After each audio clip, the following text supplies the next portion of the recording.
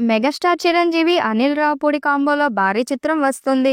అయితే ఈ సినిమాలో మెగాస్టార్ చిరంజీవితో పాటు మరో సీనియర్ హీరో కూడా నటించబోతున్నాడు అనే వార్త సోషల్ మీడియాలో వైరల్గా మారింది.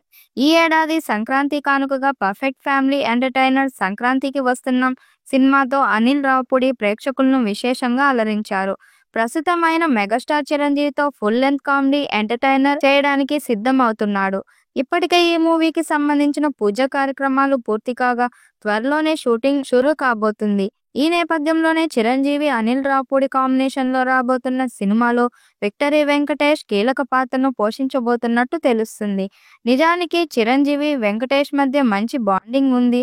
అదే ఫ్రెండ్షిప్ ని డైరెక్ట్ అనిల్ రావిపూడి ఈ సినిమా ద్వారా క్యాష్ చేసుకోవాలని అనుకుంటున్నారు. ఇటు వెంకటేష్, అనిల్ రావిపూడి కూడా మంచి అనుబంధం ఉందన్న విషయం ప్రత్యేకంగా చెప్పక్కర్లేదు. ప్రస్తుతం మెగా 157 అనే వర్కింగ్ టైటిల్ తో రూపొందుతున్న ఈ సినిమాలో వెంకటేష్ ఓ స్పెషల్ సాంగ్ లో చిరంజీవితో చిందేయబోతున్నాడని అంటున్నారు.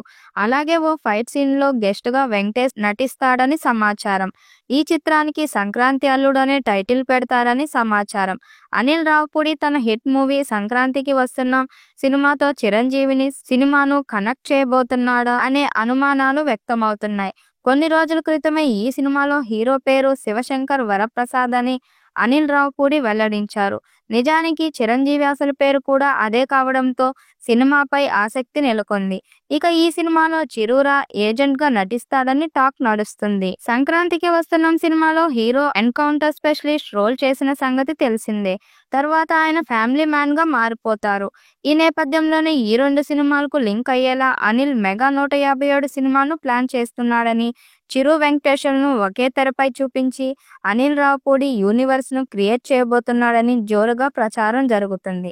కంప్లీట్ కామెడీ ఎంటర్టైనర్ గా వచ్చిన సంక్రాంతికి వస్తున్నాం సినిమా ఏకంగా 300 కోట్లకు పైగా వసూళ్లు కొల్లగొట్టిందంటే మామూలు విషయం కాదు.